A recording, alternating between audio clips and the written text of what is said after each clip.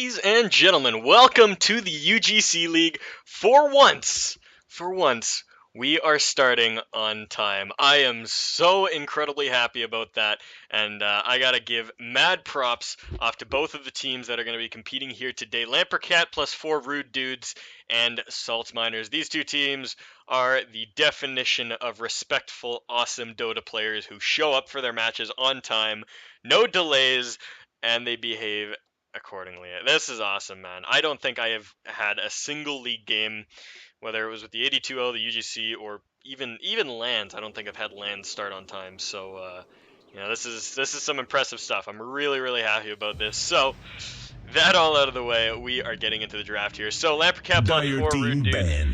I think I casted them a couple weeks back, and I'm looking forward to watching them again. They were a very exciting team. Looking at both of these teams' records so far here in the UGC League, we have got a 9 wins, 5 losses over on the side of Salt Miners, and 11 wins, 3 losses over on the side of Lamperkat plus 4 Rude Dudes. So, this is the Western Invite League, which means that both of these teams were invited to come compete in the UGC, and currently L plus 4 is sitting a little bit higher up there than Salt Miners. So 5 seconds remaining. Yeah, things are looking good. I'm stoked for this game. We'll see what goes on, but for now, this is how we're doing it. Oh, sorry, I got a little bit of a cough. Got something stuck in my throat here, but we're underway. This feels good. Feeling happy. I'm excited to have you all here. It's a wonderful time.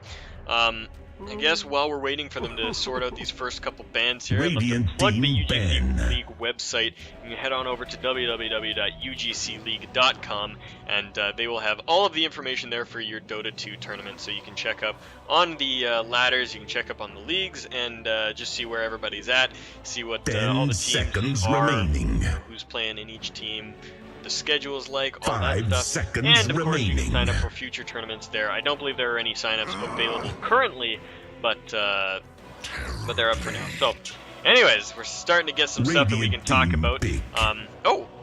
Alright, I'll get back to that in a second. But anyways, so bans coming out, we got the Death Prophet, the Skywrath Mage, the Brewmaster, and the Faceless Void all taken out of the pool right off the bat. So nobody wanted to deal with those heroes, rightfully so. All very obnoxious to deal with. Nothing too out of the ordinary there.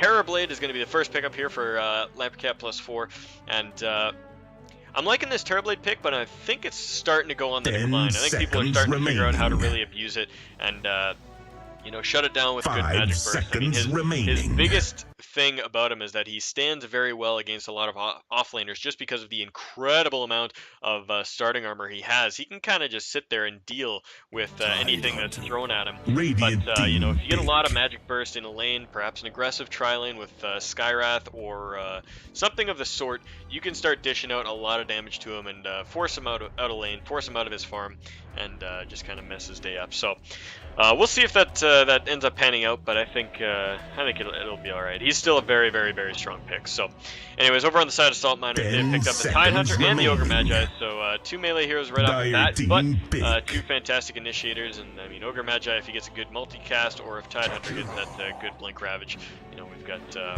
lot of action waiting to happen. The Jackaro going to get picked up over on the Lamperkat plus 4 team. So running with those meta picks right now. Really liking the Jakiro. I still think he fits better on a support role. Like, people playing with the core Jakiro, it's alright, but once you get to about that 10-15 minute mark, you gotta give that farm to somebody else, because Jakiro can't really do much with it once he's gotten a Yules plus another core item, whether that be a Shiva's, a Sheep, a Aghanims, whatever it happens to be. He gets the Yules and he starts working towards another item, and that's pretty much all the farm Jakiro actually needs. And it's great for him to have it early, which is why the core Jakiro is so strong. But you either have to have somebody to transition into that later game carry, perhaps a support Wraith King of the sorts, or you just focus on blitzing down towers in the first 15 minutes. So, most people opt for that second option there, but we'll see how it works out. Anyways, we've got the second stage of bans underway here. Both teams are doing it very quickly. We got the Enigma, the Necrolite, and the Viper all taken out of the pool right now. So those have been removed. Not going to be seeing those in active play. And we got one more ban coming out here in a second. So the thing that I went about and then decided not to talk about was that this is the last week of the regular season. Next week we will be having our tiebreaker week, which means that if there are any if there's anything that needs decided via tiebreaker, teams will play next week, and then the week after that we will be into the playoffs. So there are not going to be any casted games next week due to the tiebreaker, so no broadcast for you guys to tune into, but those I'm pretty sure that those games will all be ticketed, so you guys can jump in and watch those in client without a caster if you do so desire. But yeah, anyways, that's it. Exciting stuff, exciting stuff. I'm going to mute myself because I feel a sneeze coming on, and I really don't want to sneeze in the mic. Alright, it wasn't a sneeze. It was just one of those really obnoxious half sneezes where it comes to the tip of your nose and it's ready to go, and then it stops and gives you a massive headache. One of those. 10 seconds remaining. Not feeling it, not feeling it. Anyways, Omni Knight is the fourth ban out here. That's actually a bit of an interesting ban. Not many teams have been putting him to good use, and he's alright. He's pretty strong, but I don't know if he's enough to really warrant banning out. I think you can deal with him if he does show up, but that's something to be seen. Anyways, Salt Miners looking towards their third pickup here, dipping pretty far into their reserve time, but nothing to be too worried about now. They have that Ogre Magi. They'll probably be looking for something to combo that with, perhaps a range support with some sort of stun or CC. Usually Ogre is paired very well with the Skywrath Mage, but you can always run him with something like a Vengeful Spirit. You can run him with who else can you run him with? Run him with Venge, you can run him with a good Ancient Apparition. Shadow Shaman is one, and there we go, that'll be it. So pick up the Shadow Shaman, another couple heroes you could always pair him with, either Jakiro if it wasn't taken by the other team. You get things like perhaps even Bane, Lich, Lion, anything along those lines works very well. The amount of stun that comes out of Ogre is fantastic, so if you can layer that on top with even more CC, you can really shut down a lot of these tough heroes like Terrorblade. Back to Lamperkat +4 though. They've got a little bit of time here. They haven't touched their reserve time at all this game, and it doesn't look like they're going to. They're going to pick up the Dazzle on top of that Jakiro pick, so they've got an incredibly potent support lineup. And just the amount of slows that come out from these three heroes alone is insane. I played against almost exactly this lineup the other day. I think it was a Dazzle, a Jakiro, and then it was a PA, I think. And you get hit with that Poison Touch, you get hit with the Dual Breath, and then you get hit with the Dagger, and/or in this case the 10 seconds Reflection. Remaining. You end up in a lot of trouble, man. That's like 5 that seconds is so remaining. little movement speed that you're actually moving backwards from where you click. It's reverse Reserve speed. time. Wouldn't that be crazy? A hero that made your inputs go in backwards. So to cast your ultimate, you'd have to press Q, and if you clicked forward, your hero would go backwards. Oh god, that's horrible. Ice Frog, listen up. That's what you gotta do, man. Shit could get ridiculous. Anyways, enough with my crazy ideas. 20 seconds left on Salt Miners reserve time, so they're really looking to, well, they gotta cram out these next couple picks, but they're gonna go with the Zeus, so, a lot of burst damage available now. I'm really liking this. You get the Ogre Magi Fire Blast on somebody, and then you follow it up with an Ether Shock, and then the Zeus's crap, and you can pretty much blow anybody up. And like I was saying earlier, that Magic Burst works very well against Terrorblade, because his health pool is absolutely minuscule, but his armor is really high, so the physical damage doesn't do a lot against him. But the setup the Salt Miners has right now will give them a lot of ample damage to shut down that Terrorblade, both early and late into the game. And I mean, once you get around to that level 6, that Zeus ultimate will almost take off about half of Terrorblade's health. He is that squishy, so remaining. Something to look out for as we get going here. I mean, it does look like Salt Miners is aware of the threat of the Terrorblade, and they're going to work to shut it down. But that said, I mean, having the Dazzle on the board is going to be very good for preventing that. I mean, you can get the Shallow Grave off if you see, if you suspect that the Zeus health is coming. And of course, you got the Jakiro with all of the control that he offers with that Ice Path, the Dual Breath, etc. So that's something to see. Now I'm curious. Does Sunder technically count as healing, or is it just a flat HP set? I'm wondering because of the I don't think Ancient Apparition is going to be picked here, but I'm just kind of thinking out loud here as what the interaction is between Ice Blast and Terrorblade. If he has Ice Blast on him, can he Sunder? Like, I think he Sunders and the other person gets his HP, but does he get theirs still? I don't know. That's a question I'd love to know. 10 seconds If you remaining. know the answer, throw it in chat. I'm curious to hear about that. But 5 seconds yeah, remaining. I think he just gives him his health and then he keeps his own health. Reserve wrong, time. I know there are some weird spells that were coded weird in Warcraft 10 3 and seconds have remaining. kept their functionality through 5 such as the fact seconds that remaining. Axe's dunk will go through a shallow grave because it is a direct Dire kill. It team is not a ban. flat amount of damage. Yeah, I don't know. Weird stuff. Anyways, Storm Spear are going to be the final ban out here for Salt Miners. After that, Abaddon was picked up by Lamperkat +4. So really going for an incredibly survivable 10 team right here. I mean, with the Dazzle and the remaining. Abaddon, you're going to have two heroes that pretty much can't die and can make sure that anybody else on their team can't die as well. And I'm almost tempted to say that Lamperkat +4 might be running this as... Actually, I'm curious about how they're going to run this, because the two theories that I'm running on right now is that they pair the Jakiro up against the Tidehunter, because Jakiro absolutely rocks Tidehunter, and then you send the Terrorblade, the Dazzle, and the Abaddon on their own up towards the aggressive try. That said, I'm not sure if that's going to work out well for them, because they don't have a lot of aggression on the team. They have a lot of defense between the Shallow Grave, between the Shield, the Mist Coil, etc. But they don't have a lot of kill potential, so I don't know if they're going to want to run aggro. I think instead they might run the aggro with the Jakiro. They'll go Jakiro, Dazzle, Abaddon up towards the offlane and then leave Terrorblade solo safe. But that said, TB doesn't match up great against the Tidehunter because Anchor Smash reduces his damage a ton, and I think Tidehunter actually wins out that lane, so I'm not quite sure what they're doing here, but we'll see in a second. I think he'll reveal himself once we get into the game. 10 seconds remaining. But, yeah, Salt Miner is going to be picking up that Weaver, so that'll be their one position heading off towards the safe lane with the Shadow Shaman and the Ogre.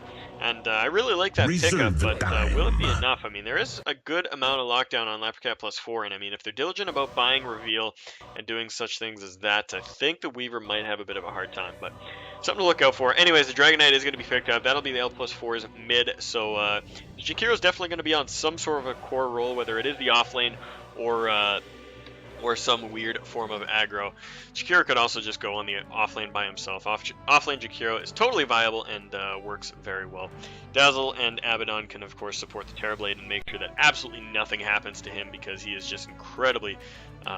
because there will be no way to kill him with this lane. I mean, you get the shield, you get the Mist Coil, you get the Shallow Grave, you get the heal. Like, there's nothing you could do to kill this Terrorblade. And I think right now, as it looks, L+4 has a fantastic late game, considering that the Weaver will be their only real opposition past 30 minutes. I mean, of course, you do have the Tidehunter with the Blink, Ravage, Refresh, if that does end up happening. But, I mean, the Zeus teeters off pretty well. Unless he gets off to a fantastic snowbally start, the Zeus does not do all that great. Now let's just get rid of that and adjust my overlays so that I'm not leaving that up there. And wonderful. Off into this magical UGC League game. Alright, up on the top side, the Dire team, we have Lamperkat +4. Nuki Dog going to be playing on the Jakiro. That'll probably be down towards the offlane. Sexually Onion is going to be playing the Dazzle. We're going to Starfish, going to be playing on that Abaddon. As I Lay Dying, taking the Dragon Knight. And Lamperkat himself going to be playing on that Terrorblade. Tidehunter for the enemy team.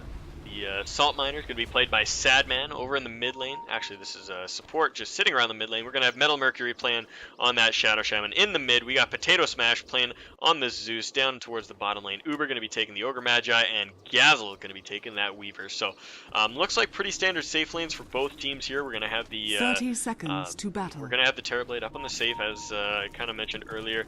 The Abaddon and the Jakiro are both rotating downwards, so maybe we have a dual lane between the two of these. That would be very interesting, and I think it would be very disruptive to the enemy Weaver.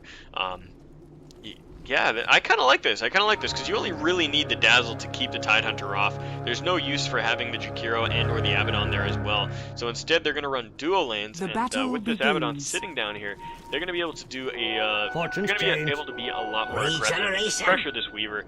And, you know, the supports can't really trade with this, because generally in an offlane scenario, you want to have your support sitting off in the wing over here, just attacking the offlaner, making sure that he can't go anywhere, can't get past this line. And, you know, you just can't do that with the Abaddon and the Jakiro around, because they'll just trade with your supports and they'll win that trade. So I'm liking the logic here. We'll see how it plays out as we continue on into this game. Anyways, the mid lane matchup is going to be the Dragon Knight versus the Zeus, and I think this heavily favors Zeus. The Dragon Knight really relies on his armor to be able to survive right clicks, and we all know that Zeus is nothing but magic damage. So as I lay dying, he's going to be able to survive in this lane. I don't think he's going to run any risk of being killed, but at the same time, I think it's going to be really, really hard for him to find farm, and it's going to be only when he gets a gank that he really finds something out of this lane.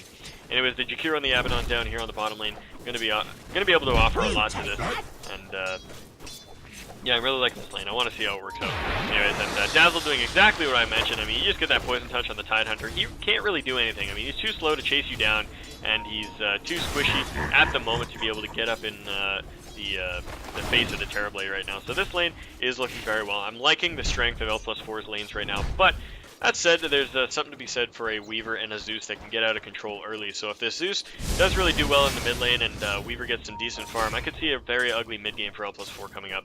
Anyways, looks like we got a bit of a skirmish down here. He's going to throw out the Liquid Fire. Abaddon just beating on the Weaver in the trees, and he doesn't really care too much. He is pretty tanky, but that said, he is dropping really low. That Ignite going, and the Weaver's getting very aggressive. They're going for it, looking for the first blood, but the shield goes up at the last second.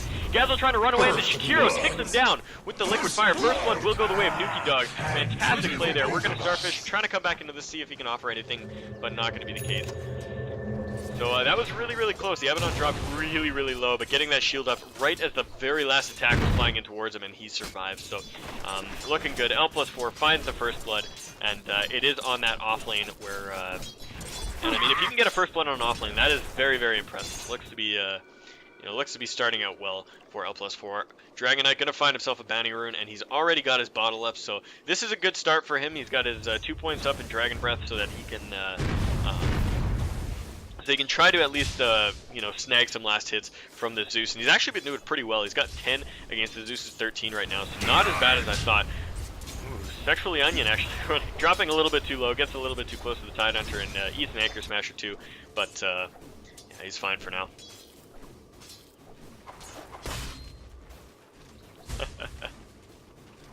Interviewer Riot. Who am I interviewing? Who should I be interviewing? You guys gotta fill me in here. What do you guys want? Try to make the viewers happy, man. Try to make them happy. Dire's middle tower is under attack. I recognize the DHFIGA, but I'm not sure who that is because everyone changed their name for this game. Member of L4, right? Yeah. Anyways. That's one thing that's really nice about the Jakiro against the Weaver too. I'm not sure why the Weaver was picked into the Jakiro because the stealth does not disjoint that Liquid Fire, and I mean you just get that on a Weaver and it makes it really hard for him to do much. I had a game a while back where I played a Weaver against a Jakiro mid, and I was the Jakiro and it was just a slaughterfest. I destroyed the Weaver, and you know, this is the exact reason here. He tries to dodge away from you and he just ends up in a trade that he can't win. So you know, Gazel having a bit of a rough time here. We can see he's pretty far behind on the CS charts as compared to his opposing safe lane carry, the Terrorblade.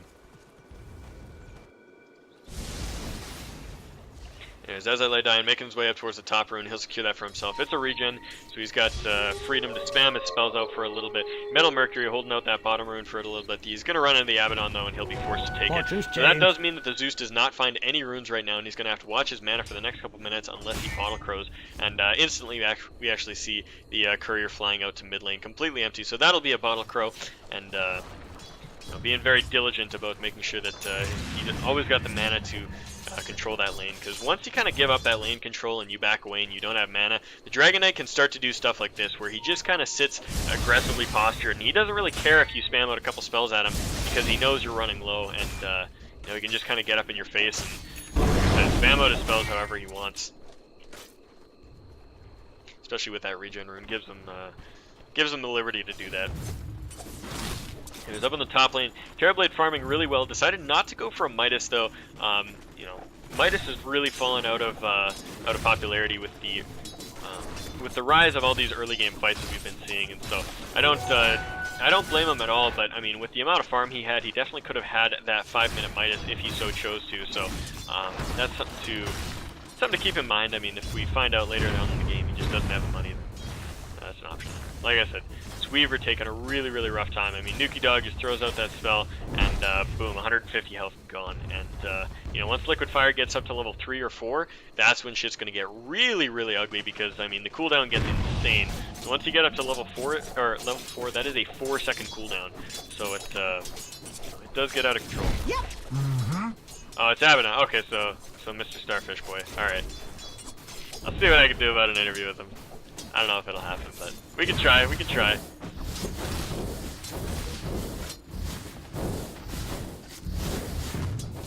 Anyways, looks like I did have the meta popped up here, and I'm not sure what the reasoning for that was.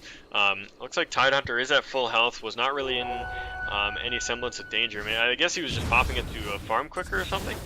They weren't pushing the tower, they weren't killing the Tide, so I don't know.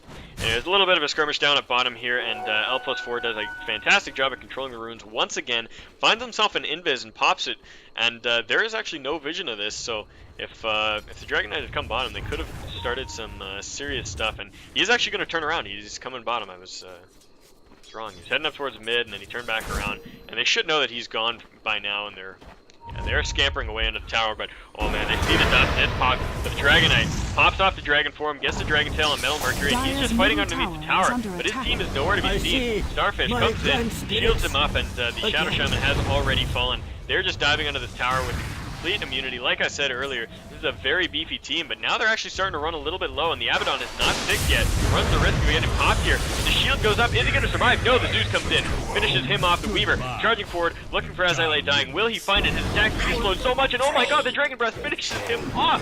Oh, this is not good. This is not good. Nuki Dog turning around, gonna try to fight this off. Looks for the dual breath, but actually misses it. Doesn't land it on the Ogre Magi. Where's the Dragon Knight? Is he gonna be able to pop out? No, he's stuck in the trees of Metal Mercury right now. He might actually just be able to fight this. The creeps are here. He is beefy as hell. Got the magic wand charge. He's getting the stuns off, and Metal Mercury will fall. As I Lay Dying, I think he found 3 kills there. Yeah, 3-0-0. And getting a lot of kills that he absolutely should not have. Nuki Dog used the Ice Path a little too quickly, and the Zeus is going to be able to TP out with very minimal health, so not a great trade there for Salt Miners. They lose 2 of their own in exchange for only the Abaddon, and actually somebody else died in that engagement, didn't they? No, the Ogre did survive. Okay, so it was, I thought it was 3 for 1. It was 2 for 1. No, it was 3 for 1. It was 3 for 1. Who else died? Die. Where did Dragon Knight get his 3rd kill? Got 3 kills there. I don't know. I'm crazy. Anyways, bottom tower drops, and the Weaver has to scamper away behind the tower to try to get out of this. But Nuki Dog, like I said, with that level 3 Liquid Fire, he is just giving Gazel hell, and there's not much that Gazel can do about it. I mean, if he wants to fight, he could, but he just died, and he doesn't have the time lapse left to bring him back up. And there we go, Liquid Fire thrown out. The Abaddon is here, waiting in the trees. I think they're trying to bait this out, waiting for Nuki Dog to drop a little low so that they can turn this back around and go on Gazel. He doesn't have enough mana to use his Gucci. Radiant's top tower is under attack. He's actually in a lot of trouble. Metal Mercury coming down here. Gets the shield up, and Nuki Dog is surviving for now. He's really got nowhere to run. I mean, he's a long way from his tower, and the Abaddon can only offer so much help. And there we go. The Abaddon is going to fall. He's, I think he's got enough health to be able to TP in the trees. No, what's he doing, man? He's ballsy. He's ballsy. Radiant's top tower go back in? has I don't think so. Alright, he's hiding in the trees. I thought he was just going to pop that shield and run back in. I was like, dude, that's scary. But anyways, Hastrun up on the top. As I Lay Dying, looking for Sadman. Gonna jump on him. He's got the Ravage available if he needs to survive this. And As I Lay Dying, just going to run back around behind the tower, realizing his Hastrun is nearly gone. And we'll just take his pokes and back away. So 2-4 is your kill total here at 9 minutes, 15 seconds into this game of Dota 2 in the UGC League. Excuse me, I got a cough. My throat's a little dry. Radiant's middle tower is under attack. Oh man, wonderful Ice Path catches out Potato Smash, but they can't follow it up with the Dragon Force just got off. Nuki Dog realizes he's in trouble. He's got a magic wand, but it's not going to be enough. He gets finished off. And the 2 dragons find themselves a little bit further out. Well, I guess there's 3 dragons if you want to call Jakiro 2, but yeah, the dragons get caught out, and Jakiro falls for it. Went a little bit too deep, but either way, space created as this Terrorblade farms up a Storm, sitting on 72 last hits at this point, and he's got a full Yasha coming out to him. Didn't opt to go for the drums before that Yasha, so he is going to be a little bit squishier than he would be otherwise, but he does have a lot of damage and a lot of mobility on his side already, and that's going to help him farm all the more. you know, typically in an early game scenario, you want to just kind of pick out what you need. If you're fighting a lot and you're getting in a lot of ugly, scrappy engagements, as heroes like the Dragon Knight and the Jakiro are, you want to go for more survivability-focused items like the Yule Scepter, the drums, the mechanism, things of that sort, depending on your hero, of course. But if you're in that carry role and you're not fighting and your team is creating ample space for you, you don't have to worry about those survivability things. And you can see the Terrorblade didn't even get points in Sunder. He just went for his you know, maximum ability to farm, and you know, didn't bother with the drums or the survivability. Instead, just went straight for the Asher, which is going to help him farm up faster, which will accelerate his lead. So something to consider. Anyways, we got a couple dragons, a pink man, and a horse rider. Having a horse rider. What do you call it? Dire's bottom tower is under attack. Classification of being. I don't know. Anyways, Nuki Dog getting caught out there. He is trying to run away, but the Ravage goes out. Are they going to bring him down? Yes, they do. The Zeus Burst is enough. They've got the Shackles out on As I Lay Dying, but the shield frees him out. He's going to try to run away from this, but that burst from the Zeus is absolutely too much. As I Lay Dying trying to fight this up. He's surviving thanks to his Abaddon, but will he fall? I don't know. The Tidehunter is chasing, and there we go. One final zap from the Zeus will finish him off. And wow, that miscoil, so long range, finishes off the Tidehunter, but a 3-for-1 trade there. Not what they were looking for. We're going to Starfish chasing down Uber. Is he going to find out? I think he will. Nowhere for him to run, and there he goes. Pops off his own ultimate with that last miscoil. It's not going to do much in the way of healing him, but they do get out of that fight decently. And the fight recap, obviously not showing the full extent to that fight, but I believe that was the Tidehunter and the Ogre dropping in exchange for the Dragon Knight, the Dazzle, and the Jakiro. So it's a 3-for-2 engagement and gives Salt Miners a little bit of hope in this game, and really not what you want to give to this Zeus right now. As of about 2 minutes ago, the Zeus was pretty much where you wanted him to be. You know, he had decent farm, he had ganked once or twice, but he wasn't out of control. He wasn't snowballing. And now that you've given him these couple kills, the Zeus is going to start making his way towards items that really count. He's got that 4-staff up, and he's going to be able to pick up Arcanes if that is the choice that he goes for pretty soon here. Anyways, As I Lay Dying, gonna find Metal Mercury and just burst him down in a matter of seconds. No hope for that Shadow Shaman there. That Invis Rune finishing him off. 6 to 7 to kill total, and the third tier 1 tower will go down on the Radiant side. 2 still remaining on the Dire, so Lamperkat +4 looking a little bit better in terms of golden XP at this point. Actually, XP is still in the way of Salt Miners. I didn't expect that, but you know, the gold is still down in their favor, about 3k towards their side. So doing good and creating even more pressure as they pop off the Dragon Form, going in towards that tower. And man, this tower is melting fast between the Liquid Fire and the Dragon Form. Look at this. Tower down below half health in just a matter of moments. And this tower is almost guaranteed going to fall unless this engagement gets crazy.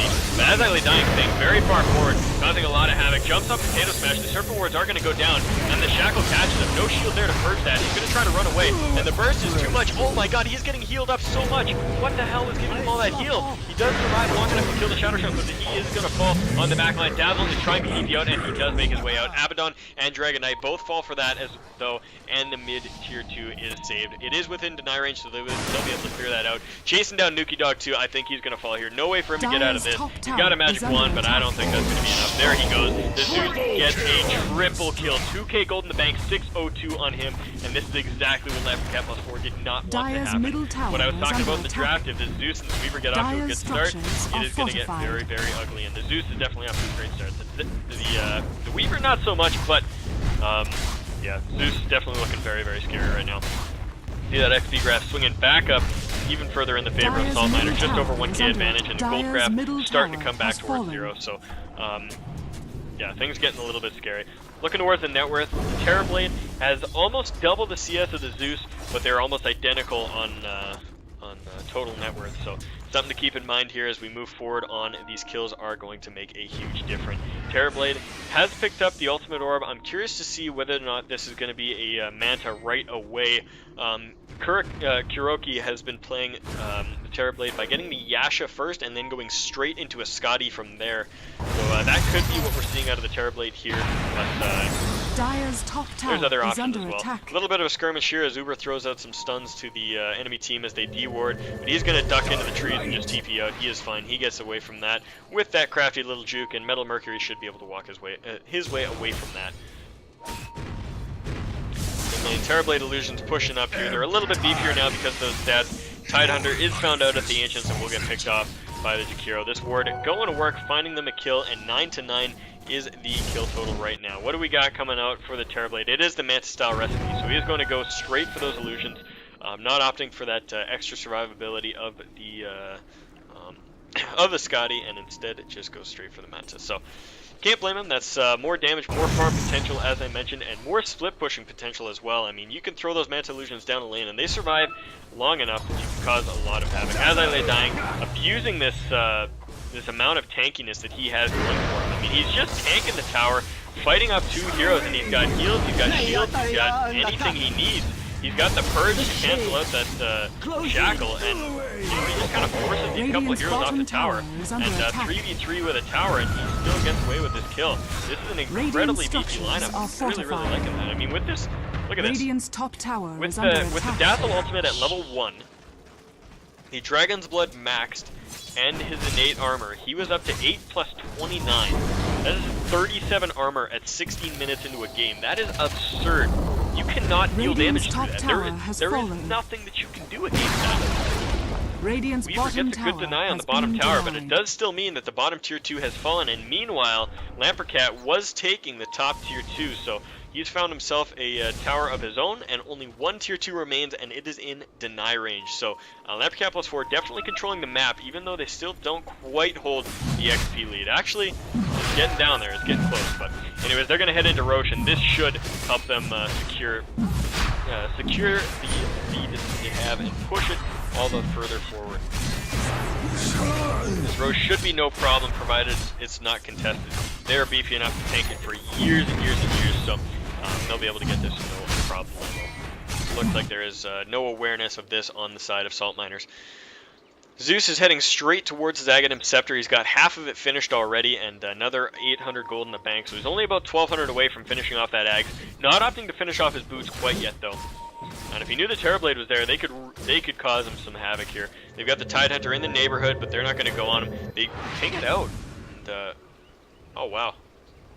I'm not sure what tipped him off to that. Maybe somebody walking over here saw the vision of the cut tree, maybe? I'm not sure. That was a little bit weird. Anyways, Roshan is going to fall, and Lamperkat +4 will get that. The Dragon Knight, the tankiest mofo on the face of the planet right now. He's got Dazzle armor, he's got Dazzle heals, he's got Shallow Grave, he has got Mist Coil, Aphotic Shield, and an Aegis of the Immortal ready to go, and a Black King bar coming up soon. You will not be able to kill this hero. He could 5v1 and not die at this point, provided his teammates are around to buff him up. Dire's top tower is under attack. Up on the top lane, looks like we got a little bit of pressure coming out here towards the top tier 1, and Potato Smash Zeus will finish off that tower. Anyways, in towards the tier 2, comes Lamperkat +4, and with the double damage up on the Dragon Knight, there is no stopping that. Tier 2 falls, and it looks like they're going to want to continue on forward. As I lay dying, like I said, walking forward, not giving 2 hoots about anything that happens to him. He is totally safe and secure in everything he does.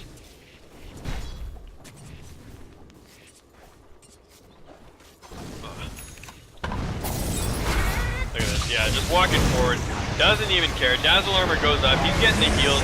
There we go, great Macro Pyre Ice Path. Metal Mercury gonna pop almost instantly. He has the Dragon Knight being dropped down to almost nothing and gets Shallow Grave, healed up a little bit, and he's still got the Aegis of the Immortal. That Ravage will catch him and finish him off. The Aegis is popped, but his teammates have fallen. The Jakiro is down, the Abaddon's gone, and the Dazzle's just hanging around trying to keep him alive, but oh my god, that Sentry Ward finishes him off. The Weaver will drop it. Wow, the amount of damage coming out from Lamperkat is absolutely huge. He is pushing in on this tower, and there is no stopping him right now. He's just going to Sunder, pop himself up to some extra health, and then get some more illusions going. Still hasn't even put a point in reflection. I'm surprised by that, but I mean, you're going maximum farm, maximum push. That is how you do it, and this Rax is going to fall. No question about it. The Zeus is walking in here, trying to maybe make this happen.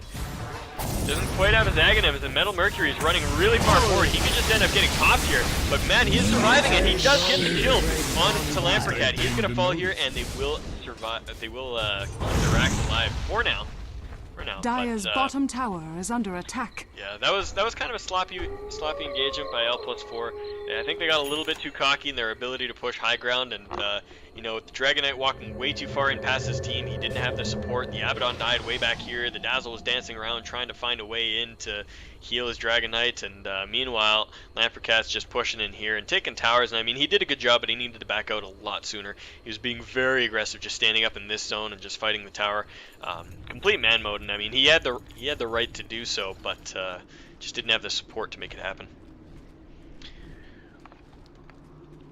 I feel like this game has just been absolutely non-stop. We have 27 kills in 20 minutes, and you know, I'm just loving the intensity. And I mean, despite these pushes being absolutely insane for L+4, they are still behind at an XP disadvantage, and the gold is not too far away from them. I mean, it's about 4K in their favor, which can easily be taken back with a couple high priority kills. So definitely something to consider. I mean, if these racks stay up for a while and you know, the gold income of salt miners is not severely hindered early on, they could still make a comeback for this. And with that Zeus Aghanims finished up, they've got a lot of burst and a lot of ability to kill off that Terrorblade. And I mean, he delayed going for this Scotty so long that you know, he's starting to get it. He's starting to get it, so he will have the health pool to deal with this. But I mean, Zeus's full combo, what are we looking at?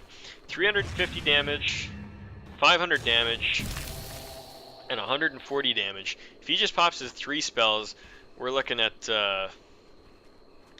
probably about 800 to 900 damage post magic mitigation.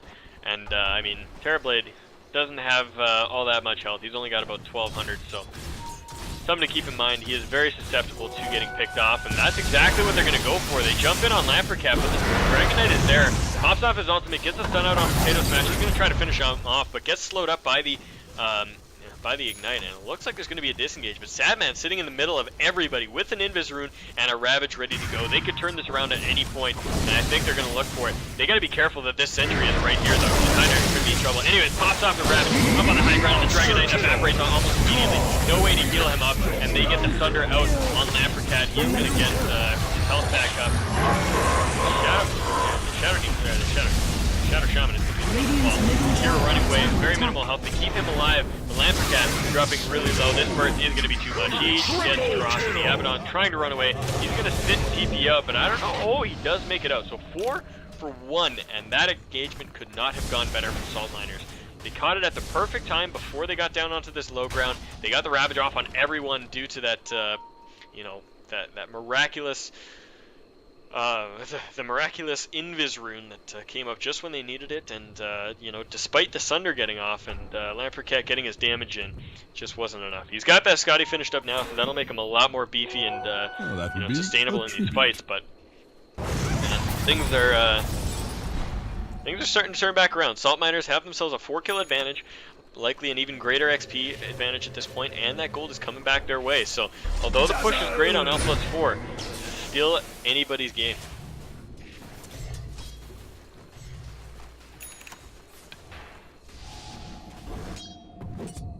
The jungle Potato Smash farming up his arch nemesis, the Mud Golem, and Weaver's going to help him out with that. Got about 1,300 gold in the bank. I'm curious to see what he's going to go for. He has 0 deaths so far. I thought he had died a handful of times, but I mean, like in that last fight, he got caught in the Macropyre Ice Path over here, and I thought he was just going to get popped, but man, he's still alive. It's pretty crazy. Dragon Knight, 7-4-2, got a Black King bar finish now, and things are looking good for him. Scotty finished up on the Terrorblade, like I said. Let's actually take a peek at the items menu and see what we're sitting at here. We got the Shadow Shaman sitting on his Arcane Boots and the Smoking Teeth. Nothing too extraordinary there. Ogre Magi has a Urn of Shadows and what I assume to be the beginnings of a 4-staff. Could be something else, I'm not sure though. That could be an ulti stick if that's what he wants to do. The Lincoln Sphere has been completed on Weaver, but he doesn't have all that much else going for him. Aghanim's 4-staff and the beginnings of a refresher going in on Potato Smash, and the Blink Dagger and the beginnings of a refresher on the Tide Hunter. If those 2 refreshers come up, I think that Salt Miners will be looking towards a very strong chances at a victory. Terrorblade, we talked about his items, that Manta and the Scotty ready to go.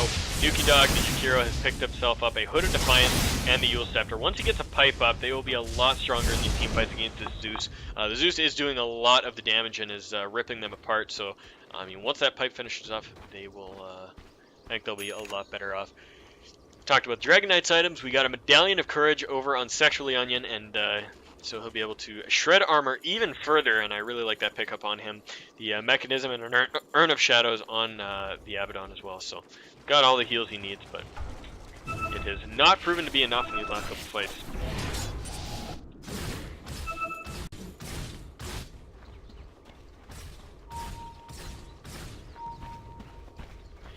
Zeus actually getting really close to the refresher. He's got enough for the. He only needs one more component, so about 1,800 left until he gets the whole thing. And you know, at the rate he's been gaining gold, that should not be a problem.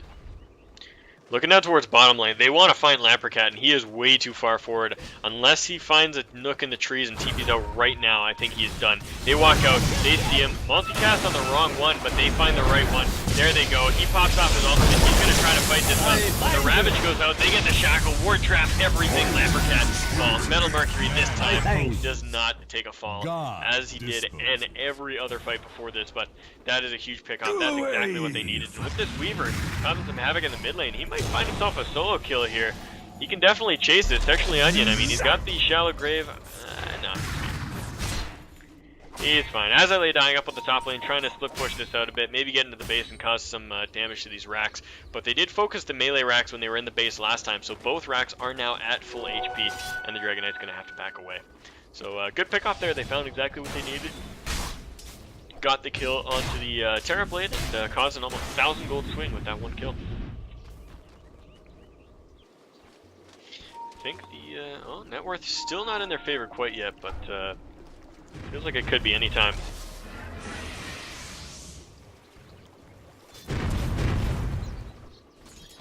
Alright, Jakiro, does he have that full pipe?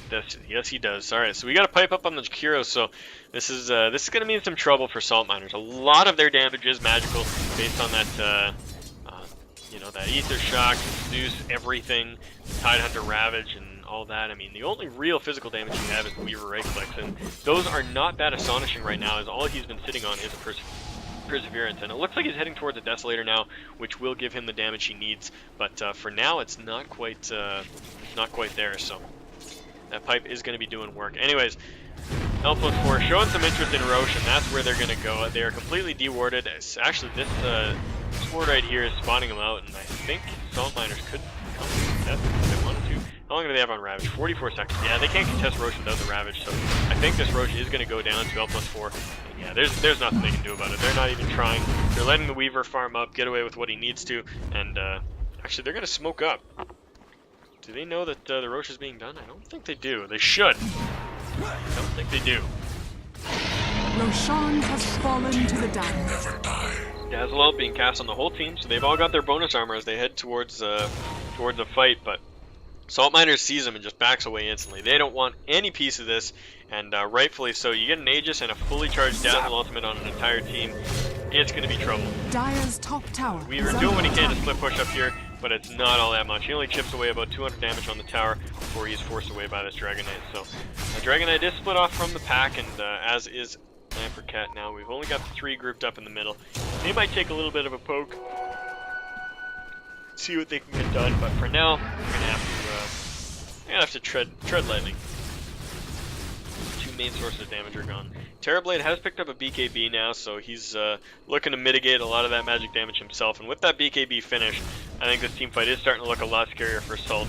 And you know, this is one of those scenarios where, you know, there's a lot of times where you'll get backed up to your base and then you'll start taking fights. You know, when the enemy team is pushing, you start taking fights, and you're like, hell yeah, we can do this. And the enemy team starts to realize that, they get a little bit scared, they back away, and they start farming their side of the map, etc. They give you some space. But in this case, I don't think L+4 has been giving them space. Instead, they've just been getting as greedy as they possibly can, farming up the enemy jungle, and acquiring the items that it takes to really make these fights happen. So instead of you know, beating their head against a wall and trying to win these fights that haven't been going their way, instead they're just going to back up, get the items they need, get that pipe, get the BKB, get the Aegis, and then they're going to go in for another push. And I think this fight could very well swing incredibly heavily in the favor of L+4. I mean, you get those two Black King bars off the pipe, and Zeus is pretty much completely mitigated, and we might see him fall for the first time this game, which will be a massive bounty to whoever gets that kill. I mean, if Terrorblade kills Zeus, the amount of gold he's going to get is absurd. That said, the Zeus has finished off his Refresher Orb, and so he's got a lot of that magic burst available to him. If they can CC out the Terrorblade before he gets his ultimate off, if we get Shackle or something of the sort, he could be in a lot of trouble. As I lay dying way too far forward, and I think he might even fall here, even with the Black King bar. There he goes. Yeah, the Weaver, just too much damage with that Desolator, shredding through his armor, and continuing on to look for that zero. He's going to use up, but I don't think that was the best choice. And, oh, jeez, he just evaporated. Damage from that Weaver increases so exponentially once he gets that Desolator. It's absolutely huge. So, 2 heroes down on L+4, and they don't really have the ability to keep their pressure up. I mean, Lamperkat's running into the base, but this is not that wise. They're looking for him, and Force Staff on the Shadow Shaman. They force out the BKB, and he's just going to run away from that. I think if Shadow Shaman had Force Staff Chicken, they would have gotten a kill there, but, you know, it's only the one kill. You still got to deal with the Aegis. Aegis going to be reclaimed in 2 minutes, so L+4 might want to look for a push once the 2 Fallen have arisen back up and join the battlefield once again.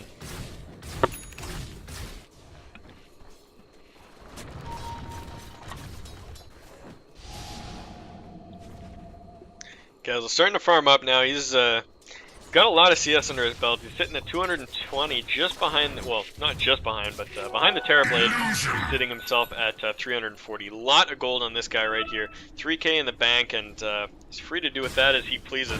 See what he goes towards next. Not sure, what is typical Terrorblade late game? Crits, maybe?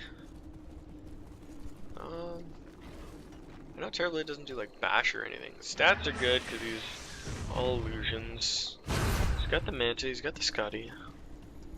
What do you go for? I think... Oh, Butterfly. Butterfly is probably the call. Maybe? It's a lot of damage, and it does well against Weaver, but... I don't know. Anyways, up in the top lane. Guys, let's just farming away. 2300 gold in the bank for him. Curious to see what he'll aim to pick up next. There's a lot of options for Weaver now that UAMs work on both shots of Geminate attack. So you can get a lot of interesting things going, like you know, Lifesteal. You can get Mjolnir on him, was a fantastic item. I really like that one. So Mjolnir works very well with Desolator too, because despite them both being UAMs, you know, the Mjolnir only procs once in a while, and the Desolator will last between multiple attacks. So you can just kind of keep alternating between the two, and their effects will stack.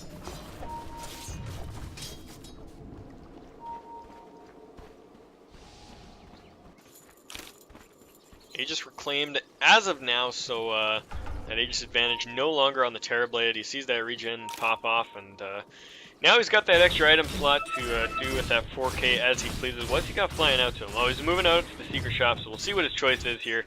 But yeah, he's got a lot of options. Curious though. Pretty far forward up here. Ice Path goes out, tries to catch Gazzle, but he doesn't fall for it. Instead walks forward, throws some chip damage out on the tower, and jeez, just obliterates Sekiro's HP pool. And yeah, he's just tanking up this tower and does almost half the damage to it. He's pushing faster than L+4 was earlier. Dire's structures are fortified. That's the power of the Weaver. Once you get that, get those early. Dire's top tower once you is get those under first couple attack. items out, he starts to become Radiant's really bottom close. tower is under And attack. he deals very well with this Dragonite too, because of all the innate armor, and are you know, the armor shred of the Deso is very good. Terrorblade owns Shadow Shaman's head down on the bottom lane, and he's got that Black King bar up. He's got the meta going, and now the Black King bar is off. Zeus is making his way in to try to help this out. Refresh goes out. Does he have it? Yes, he gets the kill on the Dazzle with that, actually. Still looking for Lamperkat, chasing him down. Got that negative burn up, he cheesed out. Ravage goes out, and there we go. Lamperkat will fall, chasing up, and we're gonna Starfish, and there he goes. 4 heroes down. The Dragon Knight left alone up top, where he failed to defend the tier 2 tower that the Weaver just stole. So this is absolutely huge. Salt Miners playing very, very well here, and I think they are in solid position to take this game now. They have removed any lead that Lamperkat +4 had, and I'm still surprised that this gold graph is in L+4's favor. It really, really shouldn't be. 10k XP advantage on the side of Salt Miners, and you know, these 10 extra kills that they have contributed to this massively. The Tidehunter have his Dire's top refresher? tower Yes, he is under does. So attack. he is ready to go and fight at any time. Looks like he's heading toward the Shivas now. Weaver pushing up on the top lane. 4 staffs up on both the Ogre Magi and the Shadow Shaman. Over on the side of L+4, we did see a Dire's butterfly middle get tower picked up is by under Lamperkat. attack. What's on their courier? Actually, does he have the Eagle Song on the courier? No, he doesn't. Oh, he's got it on him. So yeah, he's got the full butterfly ready to go. And everything else is pretty standard as far as we've seen. Dire's middle tower Tier 2 has falls, fallen. and oh man, stun goes out, but the 4 staff up to the high ground saves Dazzle for now. And this is starting to look scary. The Terrorblade is still incredibly farmed and can cause a lot of havoc in these fights. But that said, I mean, it's been proven that Salt Miners has been playing around that. I mean, they forced out his BKB, and then the second his BKB was down, the Zeus jumped in and popped everything, including the refresher, and brought him down to next to nothing. The Zeus still a very high value kill, 12-0-10, and you know, huge bounty on his head. If they can find a way to kill that Zeus, that might be the turnaround. Anyways, Roshan will be spawning in T-minus 2 minutes here, so we'll see if the team's posture up to take that over the next couple minutes here. I think Sexually Onion's going to make his way down here. He'll maybe check that once he picks up that Invis rune. Maybe he leaves it for someone else. They walk into the rush pit, they're going to check it. Realize it's not up. You got a minute and a half left, buds, and then it'll be... Big Scaly Man will be ready to go. Jakiro's not been having a good time since that early laning phase. I mean, he had a fantastic time in lane, harassing out that Weaver, getting a couple kills. Actually, he only got the one, but ever since then, he's been dying. 1-8 and 4 on him. Hasn't made any item progression since he picked up that pipe, and that was nearly 10 minutes ago. Lamperkat gets found out in the jungle here by the Weaver, Gazzle, and he's also going for a butterfly. So there's going to be a bit of an evasion war going on here, but I think the Weaver wins that one just because of Geminate and his ability to attack so damn fast. And he gets so many attacks in that, you know, his damage output is just strictly higher than Lamperkat. But I mean, we see him getting a bit of a scuffle here. But I mean, it's really going to be down to the CC between the two of them, because they both have, like, you know, instant revive spells, the Weaver time lapse, and the Terrorblade's Thunder. Sorry for the yawn. That's got to be really obnoxious to listen to.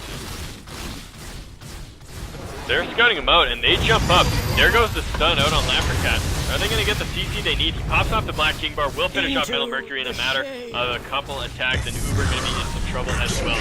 He gets killed, Lamperkat gets himself a double kill, and now they can look for some more action. They find Stadman, no, he TP's out, unable to be interrupted. I think the Yules was close from the Jakiro, but they just couldn't find him.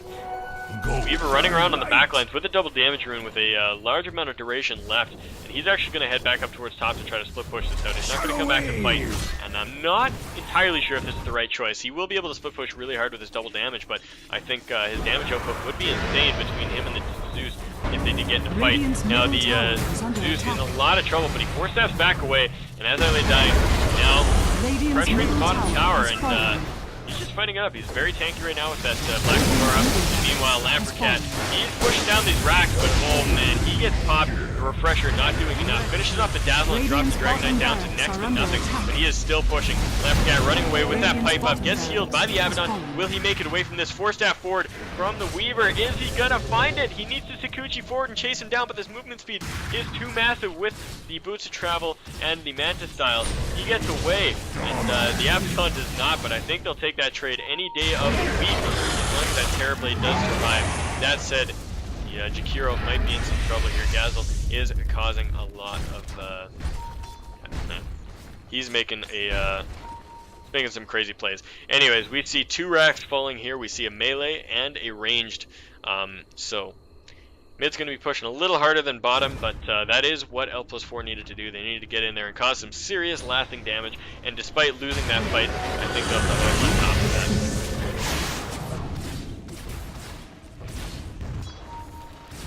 Dark light. Anyways, Weaver picks up his butterfly now, so his damage is going to be massive. Almost 300 damage per attack, and he does get the armor reduction on the Desolator, which will also equate to even more damage.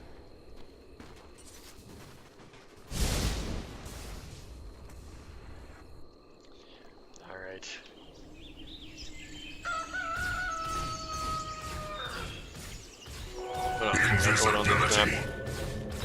Taking a peek at the graphs, we finally see the net worth almost zero out after that last fight. A couple big high priority kills get taken out, and L+4 loses their gold lead completely. The XP lead still climbing heavily in the favor of Team Salt. They're just at over 15,000 XP advantage. Up on top, Weaver split pushing away, and we'll probably see someone come back for him as they have every other time, but they're focused on this Roshan. He's just going to chip away this tower really heavily. The Terrorblade is going to be the person to come back, and I think Gazel can really abuse this. I mean, we got the Ogre Magi there to help him out, but 3 heroes up here and some TPs coming back. Tower does fall, Weaver gets that kill, and are they going to pursue this push? I'm not so sure. They're going to back away for now, but the Aegis has gone away of, who got that? Was it the Abaddon? No, it was probably the Dragon Knight. Dragon Knight, yeah. Oh, Dragon Knight got cheese. Hero gets the Aegis. Alright. We can see why he needs it right there. Sandman gets stunned out there, but he is too tanky to have to deal with this. Black King Bar gets popped out. Great Ice Path pulls out the Weaver. Potato Smash gets a kill on the Dazzle once again with that full combo. He just does way too much damage. Time to start stacking the Bracer there. But anyways, the Abaddon dropping really, really low. His ultimate will pop off. The Potato Smash, this might be his death. Will it be? He forced death away from the one auto attack follows him. And Lamperkat going to be the richest mofo on this side of the block. 17 gold in his bank right now, and they get a full wipe. Buyback on the Shadow Shaman. I don't think it's going to matter. I need to see the fight recap. I don't know who all died there. Yeah, okay. So buyback from the Shadow Shaman to Jeff. Radiant's bottom dieback. I didn't even realize that Lamperkat was down. Buyback on the Zeus and on the Tidehunter. They're going to try to stop Lamperkat from progressing even further, but he did find that last rack. So bottom. No racks down there, nothing but a range hitting in the mid, and that's not going to last all that long either. The Blitz is coming, and we see it flying. See Nuki Dog trying to work down these racks, but Lamperkat does not care anymore. He's just going for the rack, but no, the Ravage is too much. There goes the refresh, but he doesn't have enough mana to use the second refresh. Oh man, this is the problem with the refresh before Kashida's. Nuki Dog going to get dropped as well. 3 heroes down. They didn't need that extra Ravage. They're going to chase down. We're going to Starfish, and this Abaddon, despite the amount of tankability he has, he does not have keep control, so there is no way he's getting out of this one alive. He's just going to try to distract him as long as he can, run around, run in circles, pop off that shield, maybe use that magic wand to try to keep him alive a little bit longer. Deny the Ancient? Maybe no. Zeus gets the kill. If you were and me, Zeus you'd taking still his be first alive. fall there, 15-1-15, and yeah, this Zeus has actually carried the entire game for Salt Miners so far. It is absurd how strong he has been in this game, and yeah, what was a very great fight for L+4 has turned into a huge problem for them, as they might start losing some of their base buildings, and no one in position to really abuse this right now. The Weaver, where is Weaver? Under attack. Where the hell is Weaver? Where are you, buddy? Oh, he's up in the base. Alright. I'm looking on the minimap. Dire's structures are fortified. Dire's middle tower yeah, 33-22 is the kill totals at this point in the game. Almost 44 minutes in, and these racks are going to fall for sure.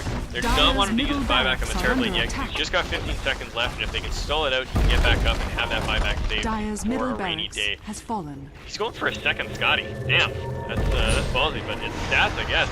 And this Weaver causes a lot of trouble up in the top lane. He's going to get forced half away, and not going to be forced to use his ultimate quite yet. The Ravage is good, and the damage goes out. The Dazzle and the Dragon Knight get popped almost instantly, and here comes Terrorblade.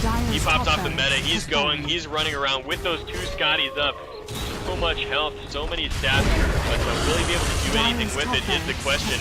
2 racks are down now, and Gazel does not give a shit. He can walk away from this, no problem. Sakuchiing away, gets down through the trees, and Lamperkat is still chasing this out. Gets the slow on Uber, maybe he finds a kill on Uber, but it doesn't matter. Gazel's got that bloodlust on him. He can go he goes to try to take the tier 1 tower, or 3 tower, and realizes the tier 2 is still there. So he turns back around, says I'll settle for a Jakiro, takes him out instead. 3-for-1 exchange there, and L+4 is on tilt, man. I don't know if they can turn this around. It's going to be a ridiculous push fest as we head in towards these last couple minutes of this game.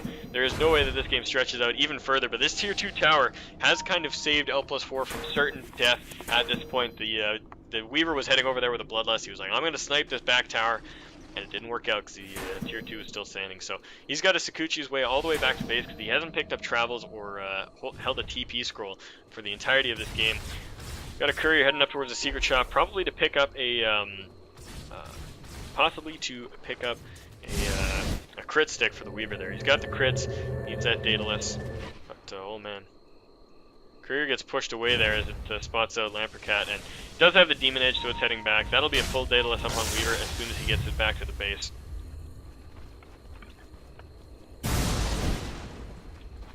Game kind of stabilizes for now. Both teams too scared to push into the other's base, but I mean, as it stands right now, this is a very precarious situation.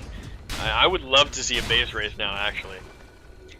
I'm very curious to know who would win it, because this Weaver is dishing out insane amounts of damage to towers, but I mean, Alpha's fourth lineup is kind of built for the push. I mean, they got the Dragonite, they got the Chikiro, they've got the Terrorblade with Metamorphosis, so it's always an option. I'm loving the 2 Scotties, man. That's so ridiculous, but you know, it's exactly what he needs. Like I said, I was confused as to what you get as a late game item on Terrorblade, just because he has like stats are what he needs, and there's not too many great stat items in the game. I mean, you can go straight for damage, but you know, what is it? Oh, hey, Butterfly has an active. I totally forgot that existed. As and gets caught out in the middle lane, pops off his Black King Bar, walks away from this, and the mechanism will keep him alive for now. We're gonna Starfish, dropping really low because if he does get in trouble, will not pop it off at this point. Surf Rewards on the tier 4, but here comes Lamperkat, pops off the BKB, the Metamorphosis, the Manta style, and he's gonna try to fight this one back. There we go, the BKB is down, and they're going to reinitiate with all that magic damage. Ravage goes out number 1, Ravage number 2. Oh my god, the ultimates from Zeus are too much. Buyback on the Terrorblade. He's going to try to come back into this fight, make something happen, but he doesn't have anything left over. No Metamorphosis, no BKB, nothing of the sort. They are making a valiant attempt to make this happen here, but I don't think it's going to be the case. He's shackled up, the burst damage is too much, sheeped up. There he goes, the Dragonite, the only one left standing, and he is going to fall. Lamperkat plus 4 will give up this game, and Salt Miners will take game number 1 in a very epic, I hesitate to call it a comeback, but it was almost a comeback. They were feeling a whole lot of pressure with all of their towers being down, and they held at their base so well for so long that this Weaver and this Zeus got absolutely ridiculous. And these plays in the team fights were insane. Just the way that they worked around those BKBs was absolutely immaculate. Every time the Dragonite and the Terrorblade popped off their BKB, they would back up, give them some space, say, alright, you can take some damage on the buildings, and then the second the BKB wore off, they were back in with those Refresher Orbs, causing as much trouble as possible. Potato Smash, the absolute MVP of this game. This was absolutely huge. I loved it. What a wonderful game. I am so stoked to see game number 2, and I hope you guys are too. We'll be back in just a few moments once I get this lobby up, and I'm looking forward to seeing you guys back here in just a few seconds. This is the UGC Dota 2 League, Season 2, Week 8. I am Cptn.Canuck, and I will see you in just a few.